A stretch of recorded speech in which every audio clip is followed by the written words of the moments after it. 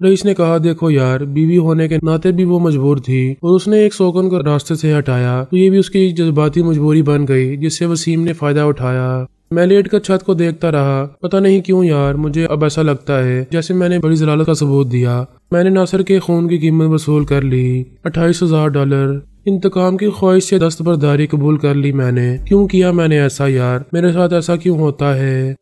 رئیس نے بے وقوفوں کی طرح مجھے دیکھا۔ اب یہ کیا ہوتا ہے؟ میں نے کہا جو میں نہیں چاہتا وہ ہو جاتا ہے اور جو میں چاہتا ہوں وہ نہیں ہوتا۔ ڈاکٹر مشہور کے گھر میں کیا ہوا؟ وہی جو میں نہیں چاہتا تھا۔ اور شادوں کے معاملے میں دیکھ لے، وہ نہیں ہوا جو میں چاہتا تھا، پر اب وسیم کے ساتھ پھر وہ ہوا جو میں نہیں چاہتا تھا۔ سالے بند کر اپنی یہ بک بک۔ ایسا کس کے ساتھ ہوتا ہے دنیا میں کہ جو چاہے وہی ہو جائے؟ رئیس نے بھننا کے کہا، آدمی خدا نہ ہو جائے اگر وہ اپنی مرضی اور ارادے سے کچھ بھی کرے۔ تو ہی کہتا تھا مجھ سے کہ سب تقدیر کا کھیل ہے اور تقدیر سے بڑا مداری کوئی نہیں۔ میں آتا ہوں ناشتہ لے کر۔ میں خاموش ہو گیا۔ وہ وقتی جذبات کا دھند ریلا تھا جس میں بہہ کر میں یہ بات بھول گیا تھا کہ جو ازلی و ابدی حقیقت ہے، حضرت علی کا قول کہ میں نے اپنے رب کو اپنے ارادوں کی شکست سے پہچانا۔ اس دن بہت لوگ مجھے بھی دیکھنے آئے۔ بشیر چودھری کے ساتھ پیش آنے والے حادثے کی خبر پھیلی تو اس کے ماتحت اور افسران سبھی اسپتال پہنچے اور بشیر چودھری نے اپنی شراب پی کے گاڑی چلانے کی کوتاہی پر بڑی خوبصورتی سے پردہ ڈالا۔ اس نے ایک کہانی گڑھ لی جس میں تھوڑی بہت نیک نامی اس کے حصے میں بھی آئی۔ اس نے کہا کہ ایک بڑھیا نہ جانے کہاں سے نمودار ہوئی اور سڑک پار کرنے لگی۔ اسے بچانے کی اور کوئی صورت ہی نہ تھی۔ بڑھیا کو شاید ابھی تک پتہ نہیں ہوگا کہ اس کو خراش تک نہیں آئی، مگر ہم پہنچ گئے یہاں، وہ بھی اس نوجوان ناصر عظیم کی وجہ سے، ورنہ شاید اب تک عالم ارواح میں بھی کئی گھنٹے گزر گئے ہوتے۔ میری جام بازی اور حاضر دماغی کے قصے کو بھی اس نے بڑھا چڑھا کے بیان کیا۔ نتیجہ یہ کہ دوپہر کے بعد ایک ایس پی نے مجھے شرف ملاقات بخشا اور شام کو ڈی آئی جی صاحب بنفس نفیس آئے تو ان کے ساتھ ایک اخباری نمائندہ بھی پہنچ گیا۔ اس نے نہر سے گاڑی کے نکالے جانے کی تصاویر بھی بنائی تھی اور وہ میرے انٹرویو سے اپنی سٹوری مکمل کرنا چاہتا تھا۔ ایک حادثے نے مجھے ہیرو بنا دیا تھا، اب میرا انکار بھی انکسار سمجھا جا رہا تھا۔ جب ڈی آئی جی صاحب کی آمد کا غلغلہ بلند ہوا تو رئیس نے کہا، ابے یار یہ کیا مصیبت ہے، کوئی سالہ میرا انٹرویو لینے پر نہ تل جائے اور تصویریں چھاپ دے۔ میں نے کہا ڈرنے کی کیا بات ہے اس میں، تیرے لیے نہ صحیح اپنے لیے ہے پیارے، دیکھ ماسی ہیر بھی آنے والی ہوگی، ملاقات کا ٹائم ہو گیا ہے، اپن ذرا ایک راؤنڈ لگا کے آتے ہیں۔ کہاں جا رہا ہے راؤنڈ لگانے؟ دیکھ یار مجھے بھی ان اسپتال والوں نے بلا وجہ روک رکھا ہے، تیرے ساتھ میں بھی بند ہوں صبح سے۔ رئیس بولا، دل گھبرا رہا ہے ذرا۔ میں نے اسے غور سے دیکھا، کس کے لیے گھبرا رہا ہے تیرا دل، سچ بات کیوں نہیں بتاتا؟ اس نے خفت امیز ہنسی کے ساتھ بتایا، یار آج فائٹ ہوگی، اپن تھوڑی سی دل پچوری کرتے ہیں، خون میں گرمی آ جاتی ہے۔ میں سمجھ گیا کہ فائٹ سے اس کی مراد عمران خان اور گواسکر کا مقابلہ ہے۔ مرغوں کی لڑائی پر شرط لگانے کا شوق بہت پرانا تھا اور اس فائٹ کے دوران میں ہی وہی حالت ہو جاتی تھی جو کرکٹ کے دیوانوں کی ون ڈے کرکٹ کے فائنل میں ہوتی ہے جب پاکستان کے مقابلے پر بھارت ہو۔ اس کے جاتے ہی ماسی ہیر آ گئی۔ وہ اپنے ساتھ بہت کچھ لے کر آئی تھی اور اس کی یہ خواہش تھی کہ میں وہ سب ایک ساتھ اپنے پیٹ میں اتار لوں۔ جوس اور سوپ، چکن بریانی، قورمہ اور کھیر، پھل اور دودھ، یہ سب کچھ ایک لنچ باکس اور ایک ٹفن کیریئر ہاٹ باکس کے علاوہ 2 شاپنگ بیگز میں بھرا ہوا تھا۔ اسے میں اکیلا کھاتا تو ایک ہفتے چل جاتا۔ میں نے سب سائڈ ٹیبل کپبورڈ کے اندر رکھوا دیا۔ یہ کون آ رہا ہے یہاں؟ باہر ہی روک رہا تھا مجھے ایک نامراد پولیس والا، کہنے لگا کہ تلاشی ہوگی۔ میں نے کہا کہ کیوں؟ کھانا لائی ہوں اپنے پتر کا، بھارت سے اسلحہ لے کر نہیں آئی ہوں، ماں ہوں ناصر کی۔ پھر کہنے لگا کہ اچھا جلدی سے دے کر آ جاؤ، اس وقت اندر کوئی نہیں ٹھہر سکتا، پتہ نہیں کون آ رہے ہیں۔ جی آئی جی۔ میں نے کہا آئی جی گئی جی کا نہیں پتا مجھے۔ میں نے ہنس کے کہا ڈی آئی جی بہت بڑے پولیس کے افسر کو کہتے ہیں، اس کے ساتھ اخبار والا بھی آ رہا ہے، وہ جو ہماری گلی میں صبح صبح سائیکل پر آتا ہے، بڈھا بابا، بڑا نیک بندہ ہے، تجھے پوچھنے آ رہا ہوگا۔ میری وضاحت سے پہلے ہی دروازہ کھلا اور باہر متعین ایک سب انسپکٹر نے گھبراہٹ میں کہا، چل بھائی نکل باہر، صاحب آ گیا۔ میں نے اسے ڈانٹ لگائی، تمیز سے بات کرو، یہ ماں ہے میری، یہ باہر نہیں جائے گی، تمہارے ڈی آئی جی صاحب کو نہیں آنا تو نہ آئے۔ اس کی شکل اتر گئی۔ ڈی آئی جی اس وقت بشیر چودھری کے کمرے میں تھا۔ 10 منٹ بعد وہ میرے پاس آ گیا۔ کسی اخبار کا ایک رپورٹر اس کے آگے پیچھے پھر رہا تھا۔ پھر مجھے بعد میں پتا چلا کہ اس نے حادثے کی اور گاڑی کے نہر سے نکالے جانے کی رپورٹ بھی بنائی تھی اور اب اس میں میرا انٹرویو شامل کر کے اپنی سٹوری کو مکمل کرنے کے چکر میں تھا۔ یہ کوئی خاص واقعہ نہیں تھا، مگر وہ DIG صاحب کا کوئی چمچا تھا یا اسے کسی چمچے نے بطور خاص بلایا تھا کہ بڑے صاحب کے اسپتال جا کر عیادت کرنے کی یہ خبر اور تصویر کہیں تو شائع ہو۔ DIG کو سارے واقعے کی رپورٹ پہلے ہی مل چکی تھی۔ وہ سیدھا میری طرف آیا تو تم ہو ناصر، اس نے مجھ سے ہاتھ ملایا اور اس کے ساتھ آنے والے ایک ماتحت نے فوراً پھولوں کا گلدستہ مجھے پیش کیا۔ فوٹوگرافر نے فوراً تصویر بنا لی۔ میرا بہادر پتر ہے جی IG صاحب۔ ماسی فوراً درمیان میں حائل ہو گئی۔ میری تصویر بھی اتارو اخبار کے لیے۔ ہاں میرا نام ہے ہیر۔ DIG مسکرایا۔ تمہارے بیٹے نے جان کی بازی لگا کے ایک پولیس افسر کی جان بچائی۔ ہاں بھائی، ان کی تصویر ضرور آنی چاہیے۔ فوٹوگرافر نے تعمیل کی۔ بالکل آئے گی سر۔ ماسی نے گلدستہ پکڑ لیا اور بڑے فخر سے DIG صاحب کے ساتھ کھڑی ہو گئی، اس طرح کہ ایک طرف میں تھا، درمیان میں وہ خود اور اس کے دائیں ہاتھ پر DIG صاحب۔ اب ماسی کی زبان نے اپنے پتر کو فرشتہ اور ٹارزن ثابت کرنے کے لیے فصاحت تو بلاغت کا دریا بہانا شروع کیا تو اس پر بند باندھنا مشکل ہو گیا۔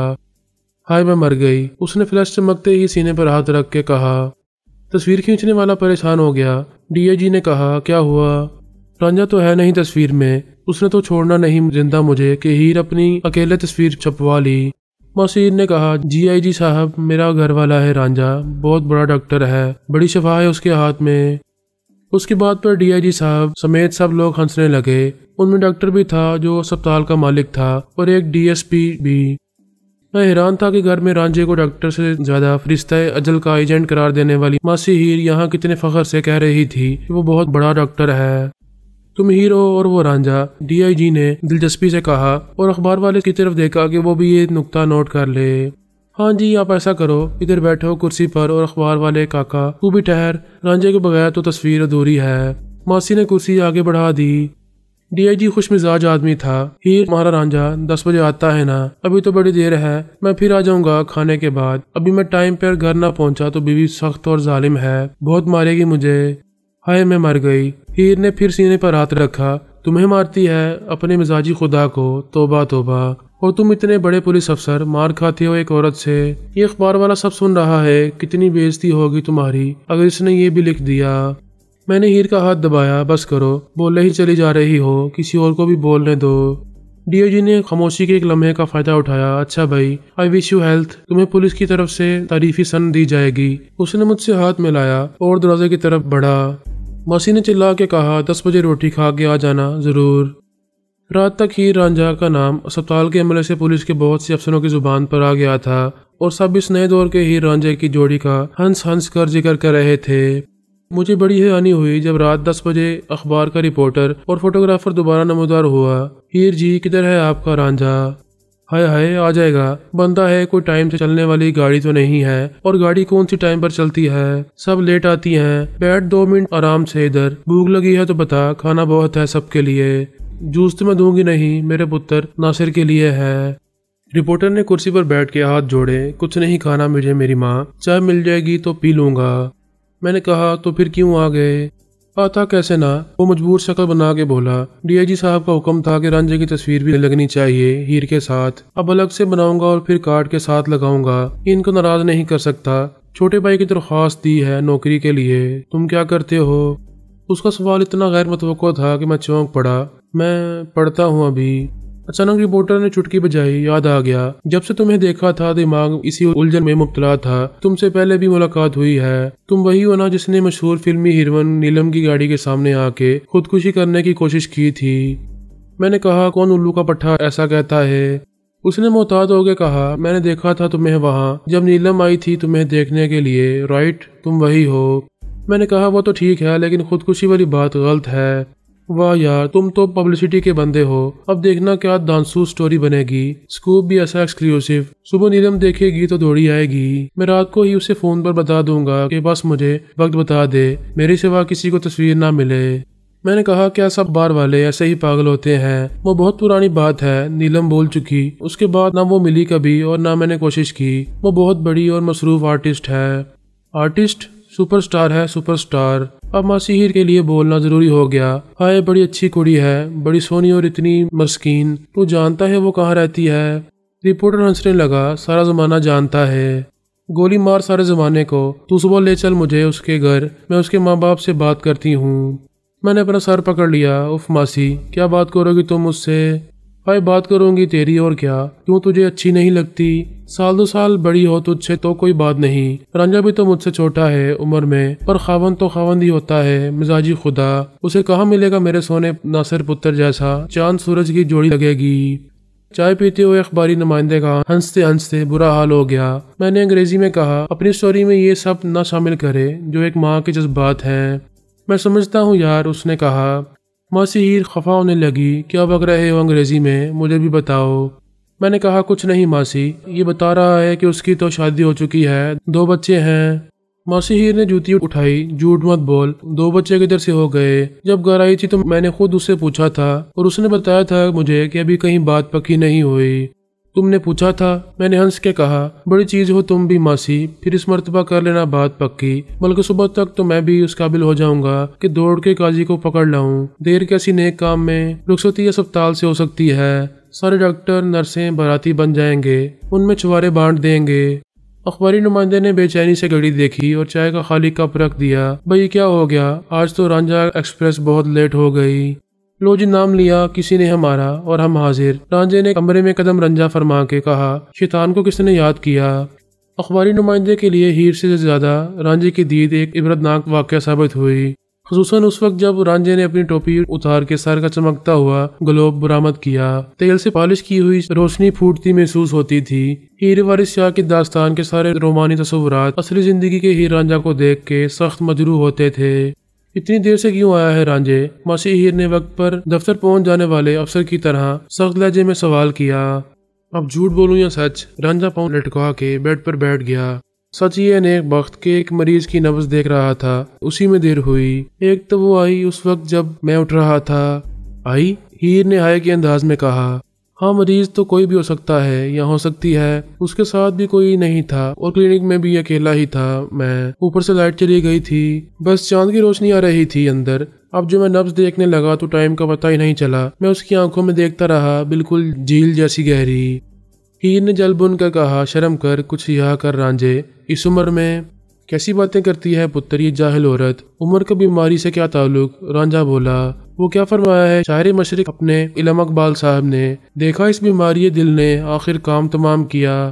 میں نے کہا ہر شعر علامہ اقبال کا نہیں ہوتا، ہر اچھا شعر ہوتا ہے۔ رانجھے نے اصرار کیا، تو بس اتنی سی بات ہے یار، نبض اتنی دیر دیکھی مگر بیماری کا پتہ نہیں چلا تو آنکھوں میں آنکھیں ڈال کے دیکھنا پڑا، اس سے بھی معلوم نہیں ہوا، پھر بیڈ پر لٹا کے تفصیلی معائنہ کرنا بھی ضروری ہو گیا۔ ہائے میں مر گئی، ہیر نے سینے پر 2 ہتھڑ مار کے کہا۔ اندر لے گیا تو اسے اندھیرے میں بیڈ پہ لٹا کے دیکھا، کیا جوان اور خوبصورت بھی تھی وہ۔ رانجھے نے جانتے بوجھتے مجرمانہ چہرہ بنایا۔ ہاں یہی مجبوری تھی، میں سب سمجھتی ہوں۔ ماسی رونے کے قریب ہو گئی۔ تو خود بھی لیٹ گیا ہوگا؟ رانجھے نے سر جھکا کے اقرار کیا۔ ہاں مجبوری تھی، بیڑا غرق ہو تیری مجبوری کا، چلا جاتا پھر اس کے ساتھ یہاں آنے کی کیا ضرورت تھی؟ ہیر نے سچ مچ رونا شروع کر دیا۔ میں نے کہا ڈاکٹر رانجھا یار بڑے افسوس کی بات ہے، کیوں تنگ کرتے ہو ماسی کو؟ رانجھا ہنسنے لگا، ہے کہ نہیں پاگل؟ او بھائی میں تو مذاق کر رہا تھا۔ ہیر نے خفت سے اسے دیکھا، مگر تو نے تو کہا تھا کہ سچ بول رہا ہے۔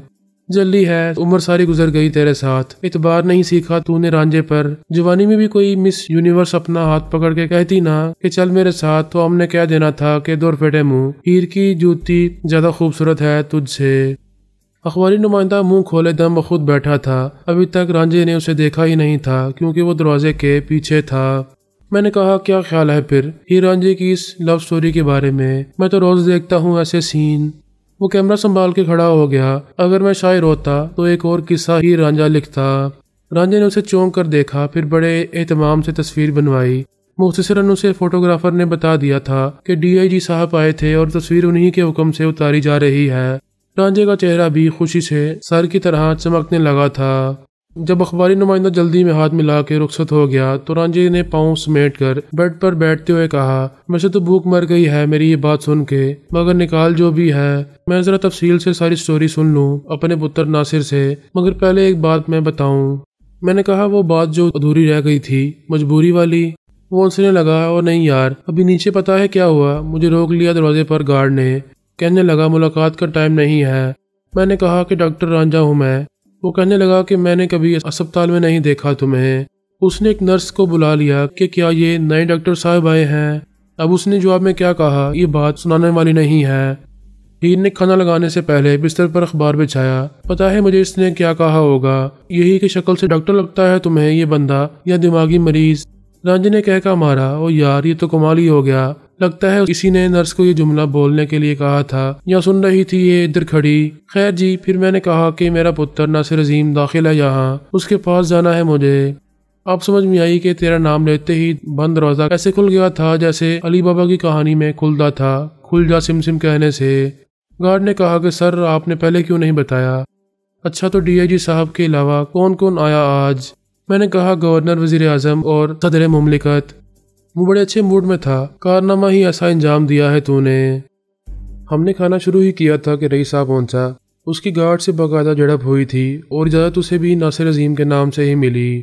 اس کی حالت دیکھ کے ہی مجھے بڑی ہنسی آئی۔ رئیس کی ناک کچھ سوجی ہوئی تھی، ایک آنکھ پر بھی سوجن تھی، قمیض اس کی پتلون سے باہر تھی اور اس کے 3 میں سے صرف درمیان والا بٹن باقی بچا تھا۔ اس کے بال بھی نوچے ہوئے لگتے تھے۔ اس نے کھانا کھانے سے صاف انکار کر دیا۔ اتنی مار کھا کے آیا ہوں یار کہ اب تو جی چاہتا ہے زہر کھا لوں، سالے بے ایمان۔ میں نے کہا کیا ہوا یار، عمران خان ہار گیا؟ رئیس بڑک اٹھا، اب عمران خان ہار سکتا تھا بھلا؟ سوال ہی پیدا نہیں ہوتا، اس نے تو سالے گواسکر کی نائٹ گنجی کر دی تھی، گونگے مار مار کے، قسم اللہ کی۔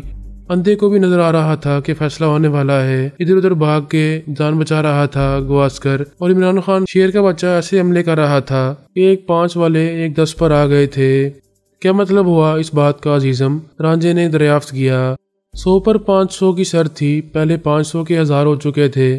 ماسی ہیر نے اسے گور کے دیکھا، یعنی ہار کے آ گیا پورے 1000، شکر اسی لیے پھٹے نوٹ جیسی ہو رہی ہے۔ میں کہتی ہوں چھوڑ دیے مرغے بازی خبیث، بعد میں خود لڑکے آتا ہے اور مار کھاتا ہے ہمیشہ کمینے۔ ماسی گالیاں مجھے کیوں دیتی ہو؟ رئیس نے دکھی لہجے میں فریاد کی۔ حرامی پن تو ان سالوں نے کیا جو گواسکر کے حمایتی تھے، سور کے بچے ایک مرغی لے کر آئے تھے، عین وقت پر اس کو سامنے کر دیا، یعنی گواسکر کی جگہ مرغی کو لڑانے۔ ابے نہیں یار، اپنا عمران خان مرد کا بچہ کسی اور سے مقابلہ کر سکتا ہے کہ تم بالنگ کراؤ اور میں چھکا مار کے دکھاتا ہوں۔ قسم اللہ کی کرکٹ چھوڑ کے گولی ڈنڈا کھیلنا شروع کر دے گا جس دن ایسا ہوا۔ میں نے کہا تیرے عمران خان کے ساتھ کیا ہوا؟ بہت برا ہوا یار، مخالفوں نے مرغی اکھاڑے کے باہر بٹھا دی اور وہ سالی نخرے دکھانے لگی، گڑ گڑ کرنے لگی عمران خان کو دیکھ کے، اسے رجانے کے لیے۔ عمران خان کو تو جانتا ہے لڑکیاں کیسی کلین بولڈ ہوتی تھیں اس پر، اور وہ خود بھی بولڈ ہوتا رہتا تھا۔ یہ سالہ مرغا بھی اس جیسا ہی عاشق مزاج تھا، بھول گیا ساری بہادری۔ سالے کی نظر جم کے رہ گئی اس مرغی پر۔ میں نے شور مچایا کہ یہ بے ایمانی ہے تو مرغی لانے والے ہنسنے لگے کہ یہ زینت امان ہے۔ ہنستے ہنستے میری آنکھوں سے آنسو آ گئے۔ مرغی کا نام زینت امان؟ زینت تو خیر وہ تھی مگر امان۔ رئیس بولا، یہ کیا نام ہوا؟ تو نہیں سمجھے گا، میں نے آنسو پوچھ کے کہا، یعنی آج تیرا عمران خان جیت جاتا مگر ہار گیا زینت امان کی وجہ سے۔ ابے ہاں یار، رئیس افسردگی سے بولا۔ سالہ لڑائی چھوڑ کے بار بار ادھر لپکنے لگا مرغی کی طرف۔ ڈاکٹر رانجھا نے فرمایا، برخوردار، وہ تو عقل و شعور سے بے بہرا مرغ تھا۔ یہاں تو اعلیٰ تعلیم کے لیے ولایت جانے والے بھی سفید ولایتی عورت دیکھ کے سب بھول جاتے ہیں، گھر بار اور خاندان کو، ملک کو، اپنی کالی چمڑی کو۔ میں نے کہا، کیا یہ ضروری ہے کہ مرغوں کی لڑائی کے بعد لڑانے والے خود لڑیں؟ دیکھ کیا حال ہو رہا ہے تیرا۔ قسم اللہ کی، آج تو چھریاں چل جاتی، ذبح کر دیتا میں اس نخرے دکھانے والی زینت امان کو۔ ایسی بھی حیائی سے ورگلایا اس نے عمران خان کو۔ اگلی بار میں نے بھی سوچ لیا ہے کہ گواسکر کے سامنے کھڑا کر دوں گا زینت امان کو اگر وہ جیتنے لگا۔ زینت امان؟ مجھے پھر ہنسی آئی، وہ کون ہے؟ اب ایک فاحشہ مرغی ہے، سارے محلے کے مرغ اس کے پیچھے پھرتے ہیں، میں تو دیکھتا رہتا ہوں۔ مسیحیر نے جوتی اٹھا کر رئیس کی طرف پھینکی۔ نہ تو یہی دیکھتا رہتا ہے، حرامی نہ ہو تو۔ ہسپتال کے کسی کمرے میں کوئی بھی وزٹر رات 11 بجے تک نہیں ٹھہر سکتا تھا، مگر میں اچانک تمام قاعدے قوانین سے بالا تر ایک VIP ہو گیا تھا۔ 11 بجے خود میں نے ڈاکٹر رانجھا اور مسیحیر کو زبردستی رخصت کیا۔ پھر میں اور رئیس بہت دیر تک باتیں کرتے رہے۔ میں نے کہا، رئیس تیرا نقصان ہو گیا 1000 کا، مجھ سے لے لے۔ کیوں لے لوں تجھ سے؟ ایسے تو ہارنے کا مزہ نہ جیتنے کا۔ وہ بولا، اس کھیل کی یہی تو اصل چیز ہے پیارے، جیت کی خوشی اور ہار کا غم نہ ہو تو پھر مقابلے کا فائدہ۔ یہ جو مارا ماری ہوتی ہے نا بعد میں، اس کا الگ ہی لطف ہے۔ جیسے اپنی ٹیم عمران خان کے ساتھ گئی تھی ویسٹ انڈیز سن 89 میں، وہ سالے کالی آندھی سمجھتے تھے خود کو۔ 10 سال سے کسی نے ان کو ویسٹ انڈیز میں جا کے نہیں مارا تھا۔ اپنے عمران خان نے سالوں کا یہ غرور بھی توڑ دیا۔ تو یار ایک تو جیت کی خوشی اور پھر جیسے بھارت میں شکست دینے کی خوشی، ایسے ہی مرغوں کی لڑائی کے بعد جو آپس میں ہوتی ہے دے مارے 4.5، اس سے بڑی گرمی آتی ہے خون میں، جوش اور ولولہ کم نہیں ہوتا۔ میں نے اسے حیرانی سے دیکھا، تجربہ تو نہیں ہے لیکن بات تیری 16 آنے 100 پیسے سچ لگتی ہے مجھے۔ $28,000 میں سے 14 پھر بھی تیرے ہیں، ابھی میں کیا کروں گا $14,000 کا، یہ تو ہی رکھ لے اپنے پاس۔ میں نے کہا یار پیسہ یہ کام آتا ہے ضرورت میں، جب ضرورت پڑتی ہے پیارے تو پیسہ خود آ جاتا ہے کہیں سے، اپن کو آج تک نہ کمی پڑی اور نہ کبھی مال ٹھہرا اپنے پاس۔ 14,000 کیا $14 لاکھ بھی ہوں گے تو کل شام تک پر لگا کے اڑ جائیں گے، مجھے پتا ہے۔ تو بینک میں کیوں نہیں رکھتا، پیسہ جمع کر الو کے پٹھے۔ کیوں کیا ہوگا پیسہ جمع ہونے سے، وہ بولا، اچھی زندگی گزرے گی، تیرا دل نہیں چاہتا اچھے کپڑے پہننے، اچھے گھر میں رہنے، اچھی گاڑی میں گھومنے کو؟ نہیں، اس نے چھت کو گھورتے ہوئے مختصراً کہا، بس ایسی زندگی گزر رہی ہے، اتنا کافی ہے۔ ایسے شخص سے اور کیا کہا جا سکتا تھا جو یہ سمجھتا ہو کہ جیسی زندگی وہ گزار رہا ہے وہی عیش کی زندگی ہے۔ پہلے مجھے طیش آیا مگر بعد میں رشک، ایسا قناعت کا سکون میرے نصیب میں نہیں تھا۔ نگاہ فکر میں شان سکندری کیا ہے؟ مجھے یقین تھا کہ اگلے دن لازمی طور پر مجھے اسپتال سے جانے کی اجازت مل جائے گی۔ میں بالکل فٹ تھا اور ٹیسٹ وغیرہ کی رسمی کارروائی محض اسپتال کے مالی مفادات کو مد نظر رکھنے کی پالیسی کا حصہ تھی۔ سارے دن بھی وسیم نے یا اس کی بیوی نے مجھے شکل نہیں دکھائی تھی اور مجھے یقین تھا کہ آئندہ وہ خود بھی میری صورت دیکھنے سے گریز کریں گے۔ بشیر چودھری کو ڈاکٹروں نے سکون کے لیے سیڈیشن میں رکھا تھا۔ ایک بار اس کی بیوی چند منٹ کے لیے آئی تھی، شاید بشیر چودھری نے اسے مجبور کیا ہوگا کہ اپنے محسن کا شکریہ تو ادا کراؤ ایک بار، لیکن وہ صورت سے ہی سڑیل مزاج کی اور ناکچڑی لگتی تھی۔ وہ 2 منٹ بھی نہیں ٹھہری اور کوئی ضرورت ہو تو بتا دینا کہہ کر چلی گئی۔ غالباً اس نے میرا شکریہ ادا کرنا ضروری نہیں سمجھا تھا۔ اپنی زنانہ منطق کے مطابق زندگی بچانے والا تو اللہ ہی تھا، اور پھر اس کے شوہر کے ساتھ یہ حادثہ کس کے باعث پیش آیا تھا؟ ظاہر ہے میری وجہ سے۔ نہ وہ مجھے چھوڑنے جاتا اور نہ نہر میں گاڑی گرتی۔ اگر میں ٹیکسی میں چلا جاتا تو کیا تھا، شاید وہ اس کے لیے بھی ناخوش ہوگی کہ میں نے اس کی نند کے ساتھ وہ سلوک نہیں کیا تھا جس کی وہ مستحق تھی۔ اگر میں وسیم کو پھانسی چڑھوا دیتا اور اس کی بیوی کو اعانت مجرم کے کیس میں جیل بھجوا دیتا تو وہ میری تعریف کرتی کہ میں نے انصاف کا بول بالا کیا۔ نند باورچ اور ساس بہو کے درمیان جو ایک فطری عداوت کے جذبات کا رشتہ ہوتا ہے، اس کے لیے کتے بلی کی بیر کی مثال بہت ہلکی ہے۔